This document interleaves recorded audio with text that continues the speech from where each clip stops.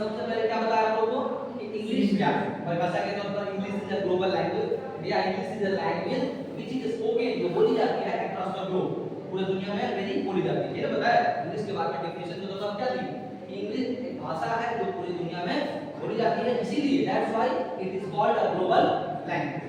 दूसरा चीज फिर क्या बताए थे, ग्रामर नहीं, ग्रामर। तो ग्रामर क्या है? Grammar is a set of rules that governs over the language. ये मतलब तीसरा चीज क्या था, यहाँ लिखा ही हुआ English grammar. English grammar helps us in reading, writing and speaking English correctly. तो दिक्कत ये तो ऐसे ही बात, ठीक है। तो ये तीन चीज पर हम ये बता दिए, कुछ वर्ड्स जो न्यूज़पेपर वर्ड्स लिख पाए वो भी लिख लिए। अब जो चीज है ये चीज हम बताना चाहेंगे कि इंग्लिश में सिर्फ दो सेक्शन में बटा हुआ है। 60% फोकस करना है आपको वोकैबुलरी, जिसको वर्ड नहीं करते। क्या चीज को फोकस करना है? वोकैबुलरी। वोकैबुलरी का मतलब सिंपल भाषा में वर्ड मीनिंग्स। तो जिधर इसके नीचे अगर लिखना है तो वर्ड्स, अंग्रेजी का नया नया वर्ड्स लिखना है, ठीक है। और ये 40% हमको फोकस करवाना है क्या पर? ग्रामर के रूल्स पर। क्या पर फोकस करवाना है? इसको आप जैसे ग्राफ जस्ट कॉपी पेस्ट कर लो। 40% भी हमको क्या करना है, क्या पर फोकस? ग्रामर। ज्यादा तक तो अभी से बचपन से लेकर अभी तक आप लोग यही समझते होंगे कि आपका ग्रामर पर ही जैसे tense, voice, preposition, conjunction, adverb है ना, these are the topics of grammar. तो यही सब लोग पढ़ाते हैं, लेकिन एक्चुअल में कोर जो पार्ट है, जो मेन चीज है, अंग्रेजी का इतना नजदीक से आप इसको महसूस कीजिए कि असलियत में वोकैबुलरी ही सब कुछ है।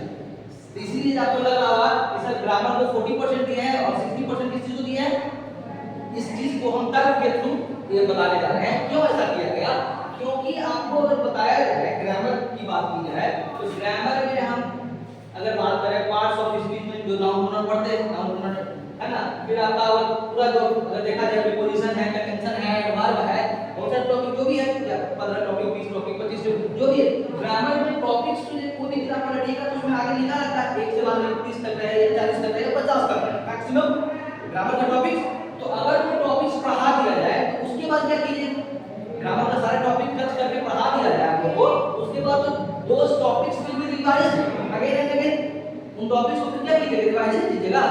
लेकिन वोकैबुलरी का कोई है ऐसा, एक कोई सर्किल ऐसा है कि आपको इतना ही वोकैबुलरी दुनिया में है और इतना ही से आपको आमना सामना होगा, ऐसा नहीं ना। ये पेपर डेली छपता है, टाइम्स ऑफ इंडिया का पेपर ये डेली छपता है और डेली इसमें एक ही न्यूज़ थोड़ा छपता होगा, अलग अलग कोई क्रिमिनल क्राइम्स जो पॉलिटिकल हो गया, इंटरनेशनल न्यूज़, नेशनल न्यूज़, बहुत सारा न्यूज़, तो अलग अलग फील्ड का इसमें वर्ड तो छपेगा ही। और समझ गए? तो वो कौन शब्द आपके सामने कहां पर आ जाएगा इसका कहना कहां नहीं जा सकता है। इसलिए ज्यादा फोकस किस चीज को करना है, इसका कोई फिक्स, हां सुन रहा है मेरी बात, ज्यादा फोकस 60% क्यों करवा रहे हैं? क्योंकि इसका कोई फिक्स दायरा नहीं है। इसका तो है कि हां हमको 20 टॉपिक अगर देखा जाए 20 टॉपिक्स भी अगर पढ़ा दिया जाए ग्रामर का तो that will be enough for you, वो काफी होगा, समझ गए। लेकिन इसमें आपका काफी शब्द नहीं, मरते दम तक आप नया नया वर्ड्स का आमना सामना आपके सामने हो सकता है। कोई दिक्कत? तो हम क्यों 60% किए, ये बात महसूस हुआ?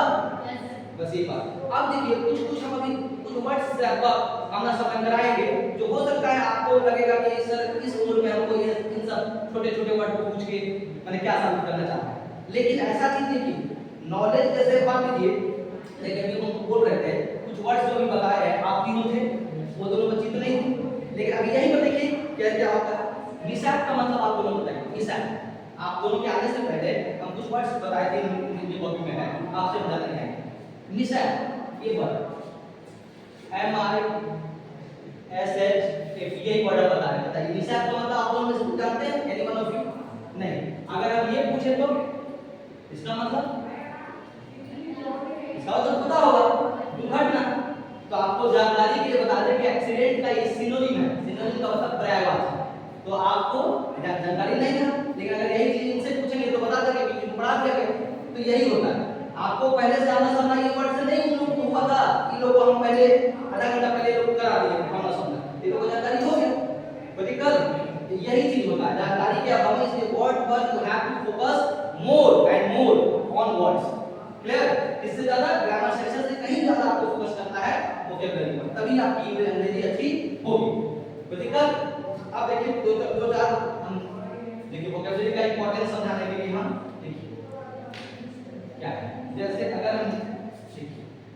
कहीं ग्रामर आपका रखा रह जाएगा और आपको वोकैबुलरी एक शब्द पूरे सेंटेंस पर भारी हो जाएगा।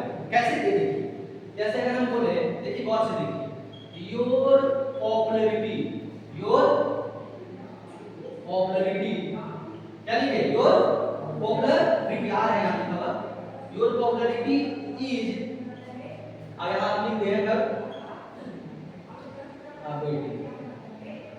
अब बताइए आप लोग को इतना तो ज्ञान होगा, इज के बाद वर्ब आपको चौथा रूप लगता है आईएनजी वाला, तो रहा है रही है करके हिंदी देता है, इतना तो पता हो।